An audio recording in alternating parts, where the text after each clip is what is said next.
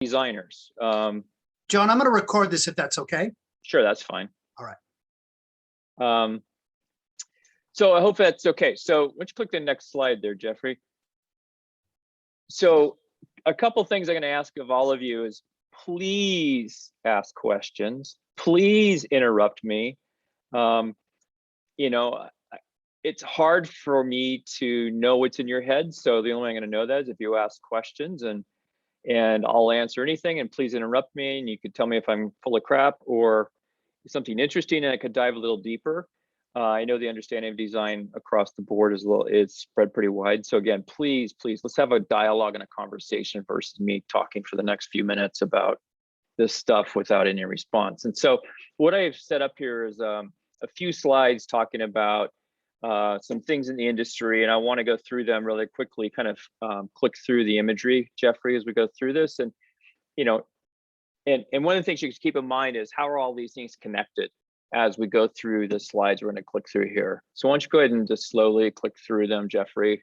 So Silverado, Chevy Silverado, beautiful Ferrari there on the right. Go to the next slide.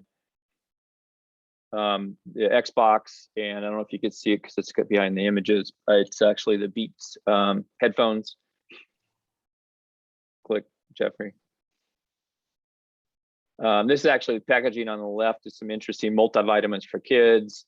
And then there's some beautiful croissant packaging of all things. And then behind the heads here, there's actually some packaging for, I believe it's car seats and things. Go to the next slide. Play-Doh, fun little squishy thing. Kids cuts the hair off. I don't know if any of you have kids, but kids love Play-Doh. The packaging there with the cheetah and the elephant, those are actually treats. It's some beautiful packaging in Europe. It's treat packaging for kids, and they get to make these animals and mix and match as they eat their treats. It's a really interesting and a fun way of building an experience for the kids going through this and the parents. Next slide. This is some medical stuff for arthroscopic surgery. You know, this is a handheld devices. I don't know if you're familiar with arthroscopic surgery, but they poke two holes in whatever they're going in your knee or your kidneys or your back or your hip or whatever, and they do surgery through the hole. The partial image you see there on the right is actually an exoskeleton that actually helps workers be much stronger. As crazy as that sounds, it actually works really, really well. Next slide. The beautiful Adirondack chair there is actually recycled materials. And the housing there on the right is actually, it's low income housing, but it's all sustainable and self-sufficient. Next slide. Fuji cameras, believe it or not, there's cameras still in the world. And then I just threw this cat box. This is a pet box. I don't know if you can see the image on the right, but you actually wear it. You put your pet in the box, and you could take your pet when you go skiing. And I actually saw somebody in the snowboarding with it on one time with their dog in the back. Next slide. The Philips device on the right is, or excuse me, on the left is actually a patch that a patient would wear, and the doctor can access the patient's vital signs through the patch the patient has on their arm at any time. So instead of a patient having to take their own readings and then calling the doctor, now the doctor can do it any time. And so it just makes a seamless life that these people can have now. Beautiful fabrics made out of recycled materials. Next slide. The cup on the left, if you look closely, it's actually designed for people who have hand dexterity problems with arthritis, or amputation, or deformed hands. The soap, actually on the right, you can't quite see, is actually a tree and a little green shrub. It's for visually impaired. It's actually shampoo and conditioner, so they can tell the difference when they're in the shower, washing their hair and conditioning it. Next slide. Digital experiences. So the one on the top is actually Internet of Things, so the connected home. This is actually an interface that was designed to help tie those devices together, because right now it's going to be a very, very crowded category between phones and lights and watering and alarms and garage doors and Alexa. And so these devices are all, you know, they aren't all on the same platform. What this allows you to do is connect them all together. The interface below that, or the business below that, is actually citified. A friend of mine is actually doing this. It's a mobile parking app that shows you open parking places within a city, and you can buy the parking place and pay in advance. Next slide. The upper right slide is, believe it or not, a bank for WAMU. It was actually a bank interior, so it got away from a typical bank. The amazing thing was investments went from $1 billion to $3 billion in a 3-year period after this change was made. The tickets, things, and credit cards in the upper right, or upper left, excuse me, are the credit cards that were set up, a credit system through Korean Airlines, which was a new way of doing that. And then below that was Bank of America. I don't know if you ever heard the keep the change savings. If you have B of A, it rounds your expenses up to the nearest dollar and puts that in your savings account. That actually was something I worked on years ago. Next slide. And then along the top, there's actually design strategy. I shouldn't say strategy, framework strategy for a business, what they should go off and do and how they handle it. And below that is for Burt's Bees. Burt's Bees was an acquisition that Clorox made a number of years ago. It's also called mergers and acquisitions. M&A is the short term of that. So I think that's it, Jeffrey. One more slide, Jeffrey. So the similarity between all of those, an industrial designer worked on every one of those products and projects.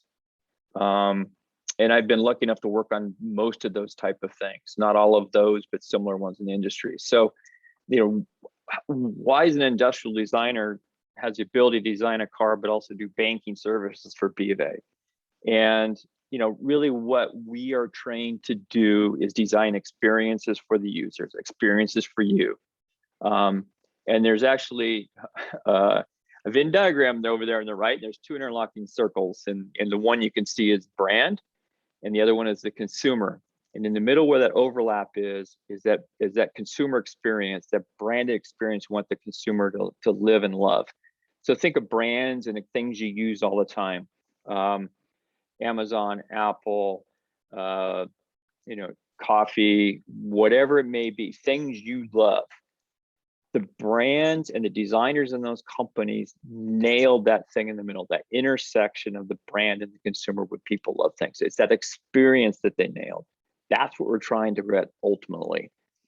So it sounds really, really simple, but it's actually very, very difficult. Want to go to the next page, Jeffrey? So I'm going to talk a little bit about industrial design. Next page, please, Jeffrey. So as I mentioned earlier, the design industry has changed dramatically. I mean, really, the design industry isn't that old. Gosh, you probably know our history better than I do, Jeffrey, but Raymond Loewy was one of the first industrial designers really that was noted as industrial designer, and that was back in the late 40s, early 50s when you see those streamlined trains. But back then, it was really just product design. It was making this thing beautiful, making it connected.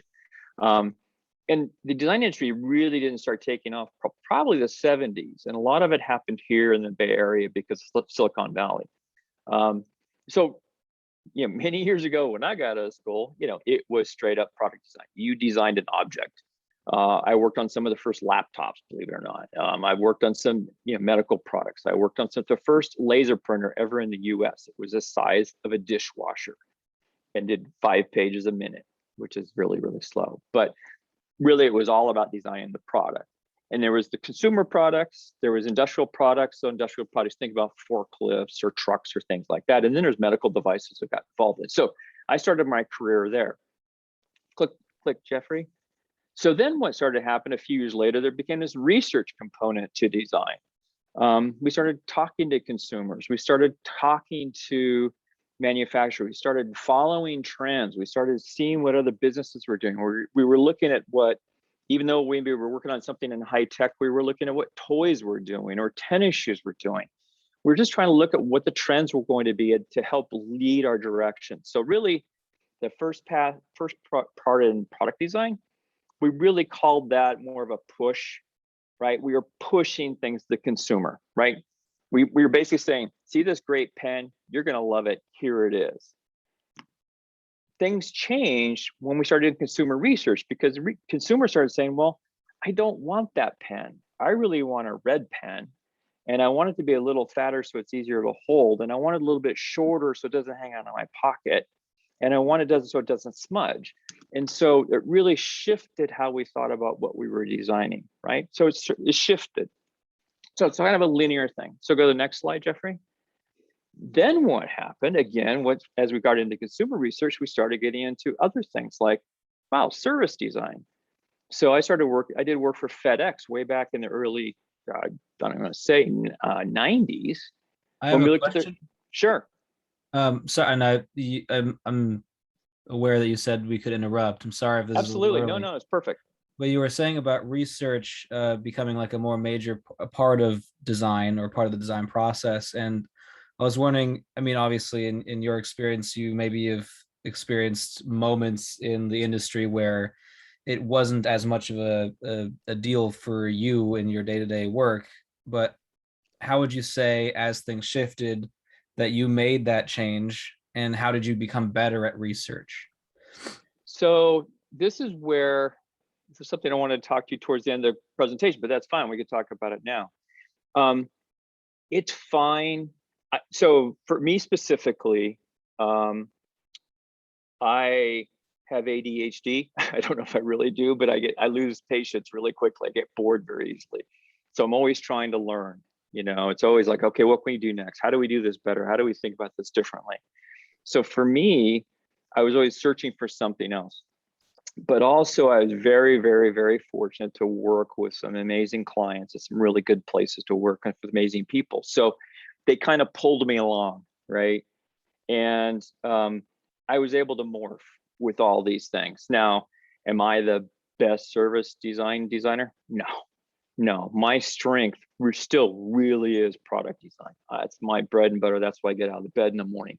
But I know all these other things. And so the firms I work with, the people I hired, what you hire are people who really have a strength in branding and a strength in research and a strength in environmental design, and you build a team.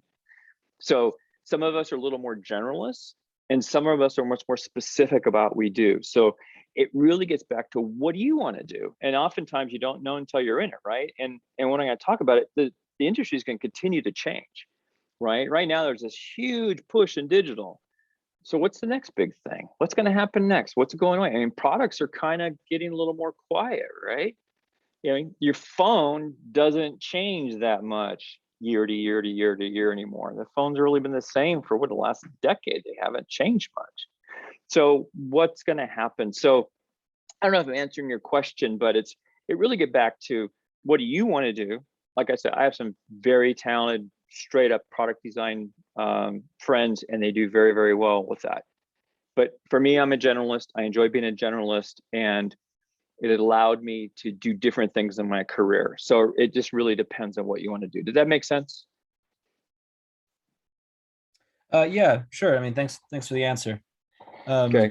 You saying that you were sort of, you moved with the industry and people sort of pulled you along, and that you worked with a lot of great people. Would you say, I mean, that that maybe research can take a lot of different forms, and that maybe the exact methods or like approaches to it aren't as important as simply understanding why you're doing it? I don't think I completely understand your question. I think there's many types of research, and it's hard to answer this question. If you talk, there's people who all they do is research, right? They're coming into MBA school and they do research, but the stuff they tend to do is much more market research.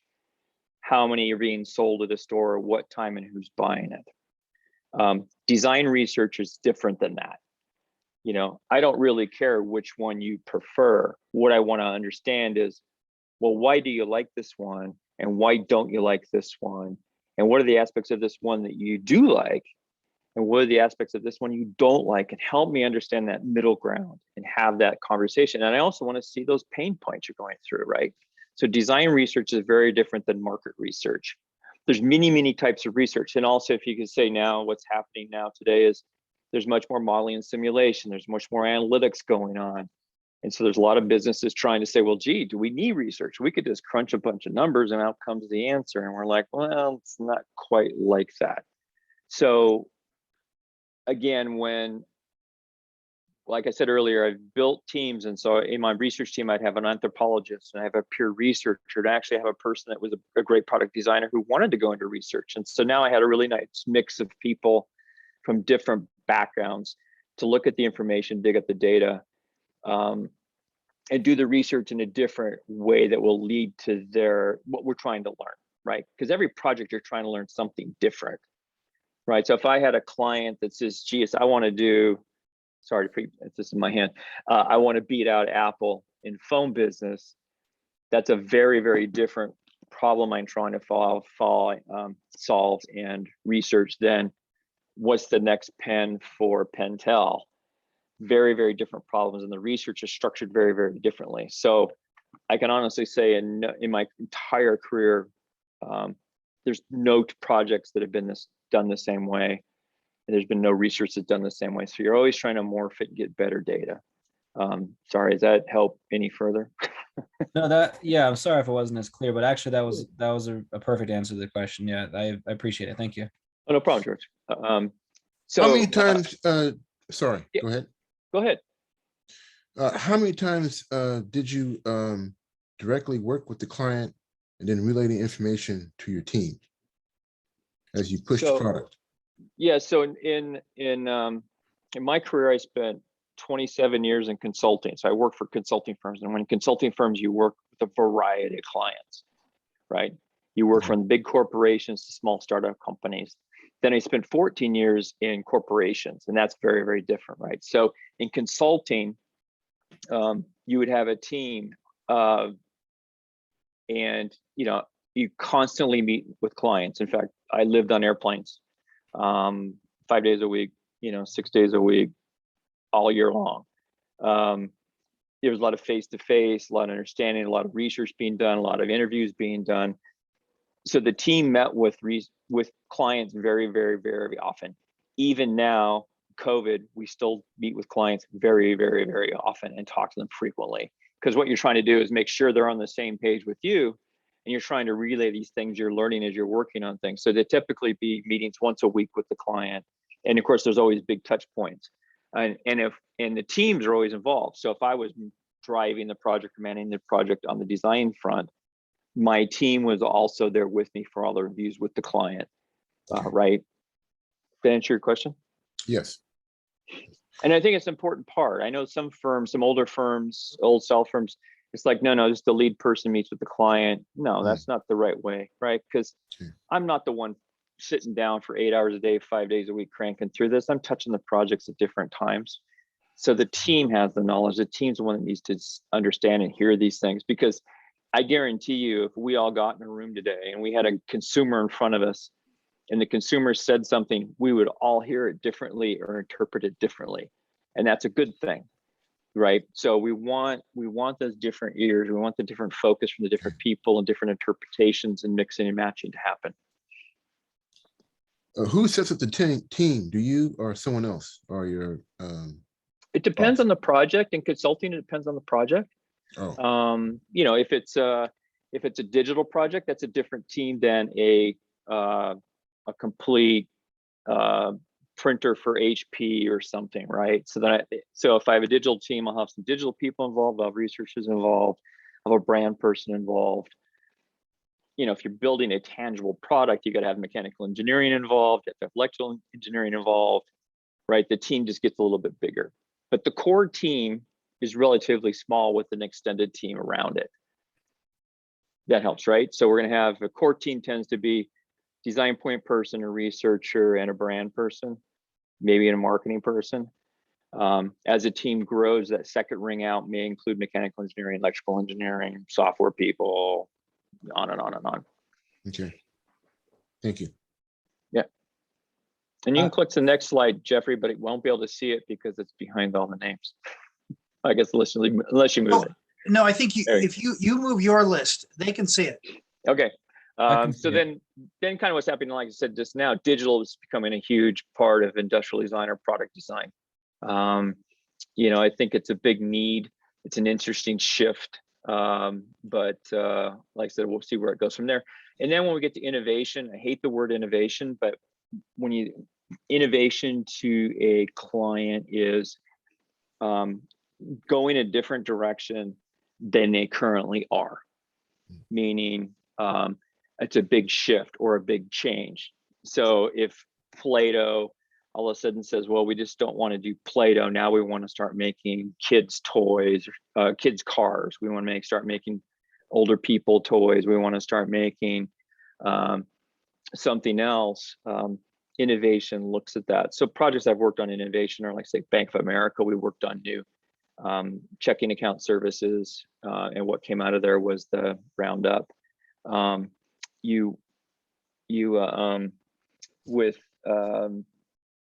With M&A, you actually look at potential companies your company's thinking about buying, or your client's company's thinking about buying, and we look at, does it make sense for that company to be purchased? Does it interfere with something you already own? Does it add to it? Does it take it away? Is it going to steal share? Does it fit with the brands? So you kind of take all those levers and you have to look at them when you do an M&A. Somebody had a question there.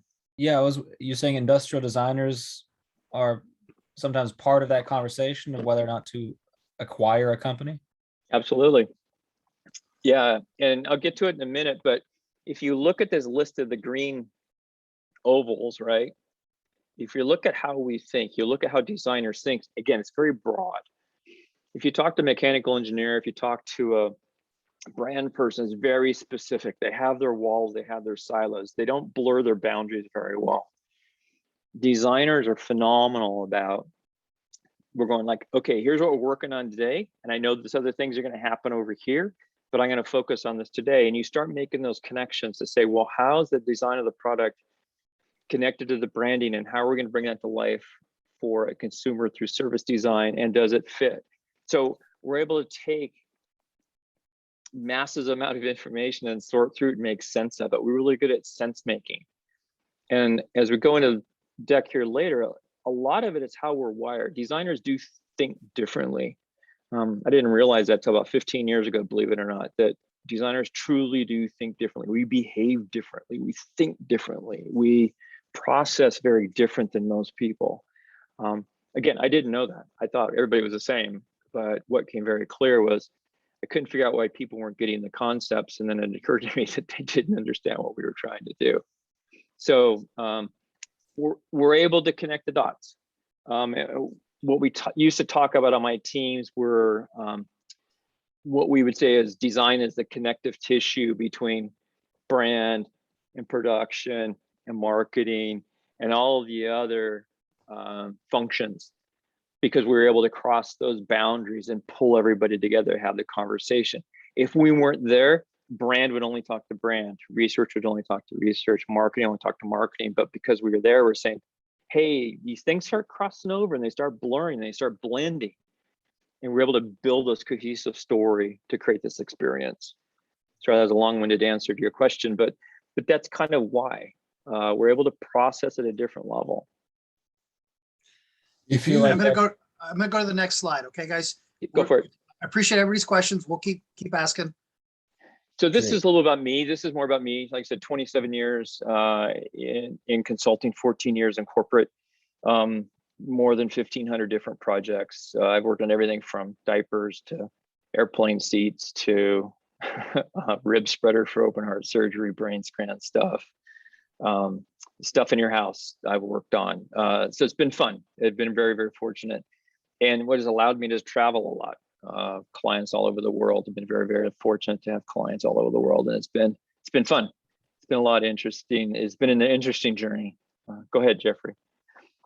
And then, so this is what I'm going to get to. So the core of it is what can I explain this? Really what it boils down to, this is oversimplification, is in your education and as you go through it, really we're just getting trained in design thinking. It's really a creative visual problem solving process. And it really starts and ends with the consumer. I don't know if any of you have seen this before, but the first part is you have empathy, right? Understand the consumer, understand the people who are involved in in the product or the service or the brand or whatever. You create a framework, or you define what the solution needs to be, or you define the boundaries, or define what you do know and what you don't know. And then you create and ideate, try to create potential solutions or directions, or you throw stuff at the wall and see what sticks basically with consumers, and then you prototype it up and you test. When I say test, you talk to consumers, you talk to researchers, you talk to the people on the production line, you talk to the engineers, you talk to the mold makers making this cover in China. So you, and then it's a big loop. So this is not a linear process by any means, but we make it look linear so people can understand it. But it's really how we think, and it's how we do things. And like I said, it seems really, really simple, but it's very, very difficult because it's not linear. It's because we don't know everything. I think a lot of the conversations that I've had over the years, it's, you know, people are often, or clients are often worried about something that, you know, step number 57 we have to go through, and we're only on step 2. And I'm going like, yeah, I acknowledge we're at these step 57, but we have to solve step 2 first, or we're not getting 57. We may even get to number 3. So it's a really interesting thing. Would you go next slide, Jeffrey? I think there's one more here. So if you think about industrial designers, this is kind of a little summary of, I guess, a summary of design people I've met over my career. I think one of the biggest things is we're all very, very passionate about what we do. I think Jeffrey will agree with this. Designers are passionate people about what they're working on. The other thing is we're very much optimists. We always go into projects saying, I don't know what the answer is, but we'll go find the answer. And that sounds, it kind of sounds a little dumb, but in reality, it's not. You talk to a lot of people in business and they're like, I don't know how to solve it. There must not be an answer. And you're like, no, we don't know how to answer it yet. We have to go figure it out. Like I said earlier, we think differently than other people and other functions. And we never settle. I think this is one of the hardest things that I've dealt with in my career. When I say never settle is, you know, if you're in engineering, if you're a statistician, if you're an accountant, there's always a right answer, right? It's always a right answer. In design, there is no one answer. There's many answers. And so it's trying to decide which one is right or which one is the best right for now. And projects are always based on time. So often you make a decision based on, well, we have to have the client make a decision tomorrow. So I guess the decision's being made tomorrow, even though, you know, you can work on this thing for years and continue to evolve.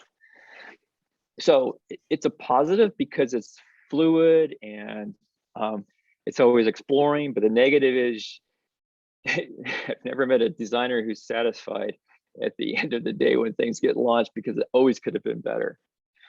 And this last thing was actually something a professor told me when I was in school, and it's very true. Design shapes everything in your life, meaning, you know, what your house looks like, the products you buy, the car you drive, the clothes you wear, everything you think about when you buy things, you do it through a design lens. You know, does it fit my need? Does it fit my pocket? Is it heavy? Does it cost enough? Is it going to last? Is it not going to last? What am I going to use it for? Designers intuitively go through that, and that's what helps really carries through their life. And you know, I think you all know people who are in architecture, art people, or yourselves. You know, you do think differently than everybody else in your houses, in your homes, in your cars, and what you do is different than everyone else. And that's what I'm saying here. So that's what I have. So questions. Cool. Sir, so I don't know. So first of all, thank you so much for taking the time to speak with us today. This is like very, very interesting. So it's very obvious that you're a very like successful guy, and that you know, people hire you because, you know, they're interested in what your you know, way about solving problems are. So I know, you know, you told us about your wins, you know, like Burt's Bees, and Professor Smith said that you work for Brita now. and those are like enormous companies. But I was just out of curiosity, was there ever a time that you like had like a failure? You know, if you want to talk about it, just to give you a little hope, that like things will Oh be my God. okay, or if Yeah, something that it's- you, yeah. Well, Thank you. so, and I think I covered here. I think, as I was pulling together, I try to think about everybody I've ever worked in my career. And like I said, we're all very, very passionate, and we're very much optimistics, right? We're very optimistic. There's a lot of beating in this business. You have to have very thick skin, because you might work on something for 6 weeks, 7 days a week. You sweat, you work on something, you think it's perfect, and you walk into the client, and they completely shoot it down. Or they fire you from the job, and it's not your fault. It just wasn't a good mix. So, oh yeah, there's there's for every success, there's 5 failures. I think the other thing is, I think on the pure product design side, designing an object, right? The percentage that maybe made it to production and launched was probably somewhere around 10%. So there was 90% of the things that I worked on that never saw the light of day. And some of those things I worked on for 1.5 years or 2 years. And so, it's tough, but it goes back to, we love what we do, and it's fun, and it's really hard.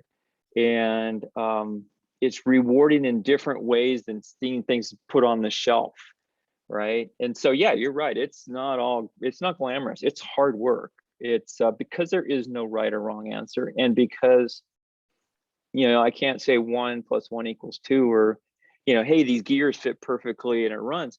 No, I'm trying to convince somebody why this pen should do this color versus this over here, or why the green pad should be better than the white pad. It's really, really difficult, right? So you're dealing with people who, you're trying to convince clients who may not have any idea how you do things or why you do things, why it's the right direction. But they might go, well, my wife has a jacket the same color, and I think we should go with this one. And you're like, wait a minute, we just told you that's not the right color. But they're paying the bills, and it's their money, and if they want to run it, so it's, what I mean? It's just an interesting thing. So you do have to have a little thick skin. The beatings you get the beatings. I hopefully didn't beat that out of you, but I mean, it's real. It's hard work, but it's fun. Thank you. Yeah.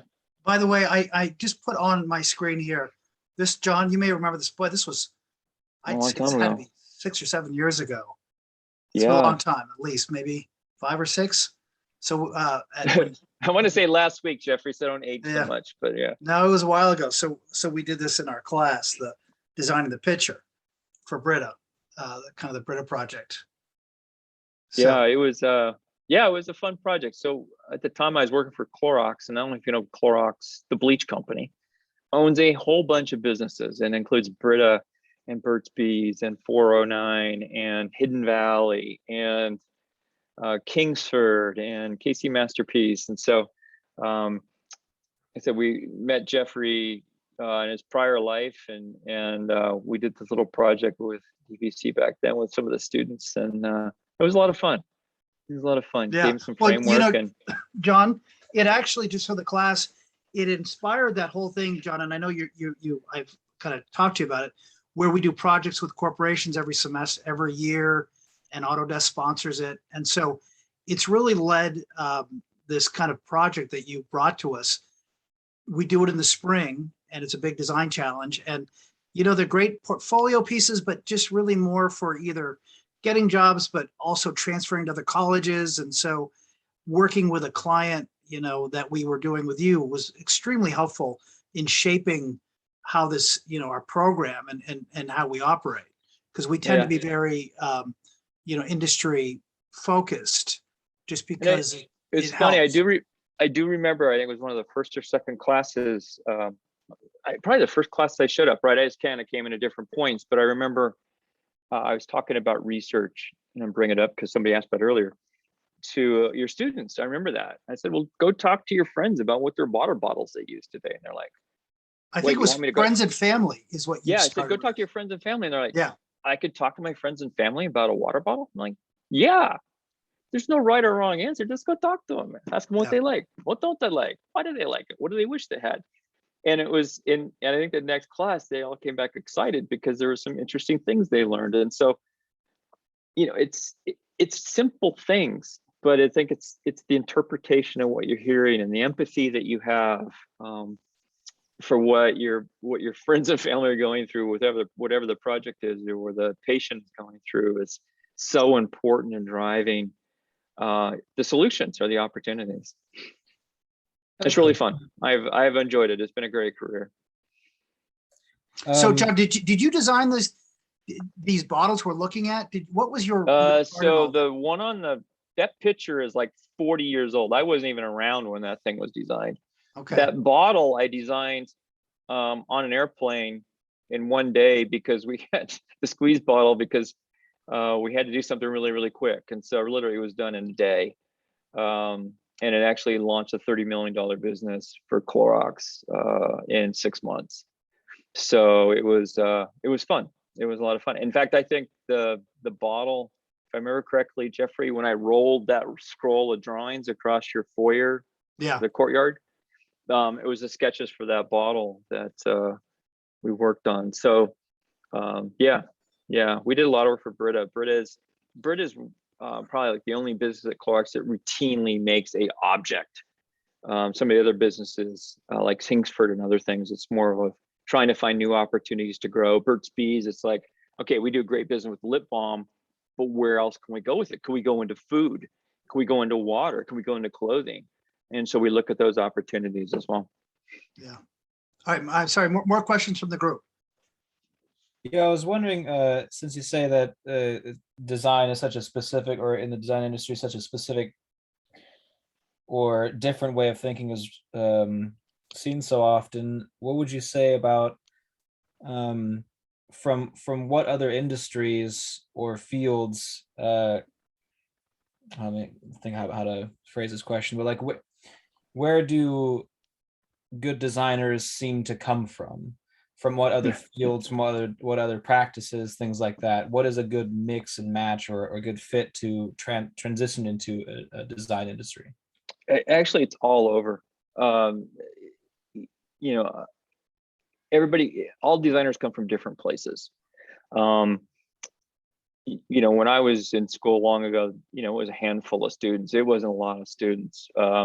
My best friend wanted to be a shop teacher in high school, and that's when he switched to design. I started out in mechanical engineering. I studied three years of mechanical engineering at San Jose State, and chemistry, which forced me out. I just hated chemistry, and I was like, I have to find something else to do. And I'd drawn and built models since I was like 5 or 6 years old, and it was a natural fit to go into design. But I found it by flipping through the catalog. It's just people who are open-minded. I think it's people who are willing to experiment and try and fail, and that's okay. Like I said, there's no one spot. What I have found is people who are architects, if they do a career shift and go into design strategy or research, they're phenomenal at it. And I haven't figured out why yet. Every architect I know switched over to research and strategy. They're just amazing. And I don't know why. I haven't figured it out in 20 years. I have no idea why. So, hey, John, I apologize, everyone. We're going to wrap up fairly soon, but I do want to get some questions from George. Thank you for all your questions from some other folks out there for John. I got a question. Please. So I'm a mechanical engineer, and I decided to take this class and study more like the arts and drawing and industrial design to kind of bring in the artistic side and actually designing mechanical and tangible things. Because, a lot of mechanical engineering is analysis and solving problems through analysis, right? So it seems like even with industrial design, it is a lot of kind of like the balance of analysis and solving a problem with creative, right? So like, what kind of balance do you think it is? And, I guess in comparison to like a traditional mechanical engineering product design solution, right? Well, yeah, and I think so quick background, my father was a mechanical engineer. So I grew up in San Leandro, in Oakland and San Leandro, and my dad worked for some startup companies in the 60s and 70s. So I saw startup companies grow. It was a great way to learn. You know, I'd go see the parts on a Saturday and see the part next week. But long story short, I think mechanical engineering is a great field to do the morph over. The balance, my brain is kind of split in two hemispheres. I have my mechanical engineering side and I have my design side, and they're always at battle.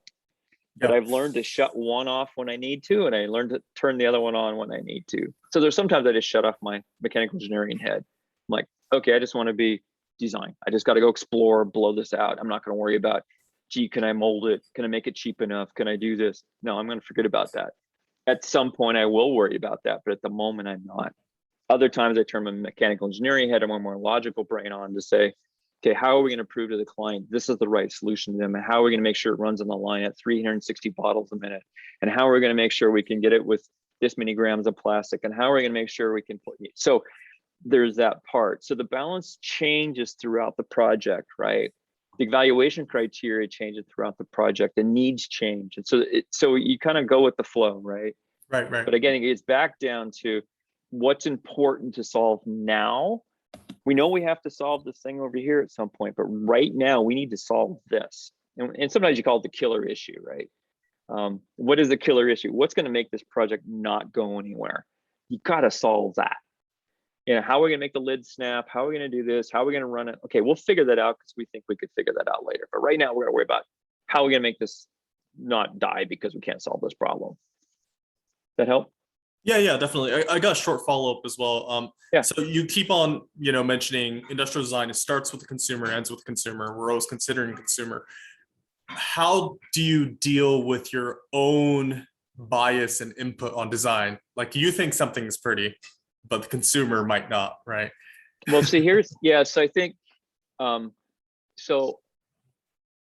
you take pretty out of your vocabulary, take beautiful out of your vocabulary. And what I've learned is really creating the right evaluation criteria for the solution, right? What does it have to do to be successful in the client's eyes? What's the right solution need to be? And you could define that right away. It needs to hold this much water, it needs to do this, it needs to do this. Because as soon as you bring beauty into it, Jeffrey's going to have a different opinion. You're going to have a different opinion. My son's going to have a different opinion. My neighbor's going to have a different opinion. But if we go, well, look, it's got to be able to be held by 95% of the people in the world. It's got to do this and it's got to do this. Look at this. Then you look for the right solution, right? It directs you to the right solution. So you try to make it very objective, very linear. And that's really hard to do, but that's the only way you can get clients to follow your lead, right? Because if you don't, the meetings are going to go crazy because people are going to say, like I said earlier, oh, that matches my wife's coat. Oh, my dog has that same color on his collar. I want that one. I mean, literally, those are conversations I've had. Yeah. So it's like, wait a minute, let's forget that. Which one fits our needs? Here's our needs. Boom, boom, boom, boom, boom. Here's our 5 important criteria. Does it fit that? Yes. Great. Let's move, right? And then if you have 2 or 3 that fit that, then it's like, okay, what's the next layer? Or maybe it is 2. Well, this one fits our brand better, right? Is it something simple and clean and very mechanical, industrial like, or is it something much softer or squishy or whatever? So it really there's layers how it ties back into the brands, and that's a whole nother conversation. but there's ways you can tie to the brand and what's the right solution for the brand as well. So if I had a solution for Burt's Bees versus Brita, and I'm going to come up with a protein drink, my solution for Brita is going to be different than the Burt's Bees one, even though the contents may be the same, right? But how I deliver that to the consumer may be very, very, very, very different. That makes sense? Sorry. Yeah, it kind of makes sense. I always think back on like the design houses that I like from Italy, like Zagato or Bertoni, and they're just very like, I guess it's their brand, right? They're designers and it's their brand, right? Yeah, and those are more old school, right? I think, you talk about Ferrari, Lamborghini, Bertoni, all those, the designer sketches up, it's got to be built, right? And even Apple's a little bit that way. I remember even conversation with Steve Jobs. It's like, no, this is what we want. I don't care if the engineers can't figure it out. Go build it anyway. But then there's that reality of what, you know, the Clorox reality. We're making 1 million bleach bottles a day in one size, you know, and we got to take 1 gram of plastic out. We can save $500,000 a day. So you're like, so the reality gets later in there as well. Other questions and comments? Yes, hi. I have a question, please. For project designer, is it a first step? Is it starting from a concept idea combined with a customer? I mean, requirement 1, 2, 3, 4, and you come back to a first concept idea, Yeah. or more you focus on what your client wants, and then you start from there? It's a little bit different. So if I look at my consulting hat, right? If I put my consulting hat back on, sometimes the client doesn't know. All they're saying, you know, the work I did for Starbucks, it's like the whole project was said at home coffee. That's all they told us.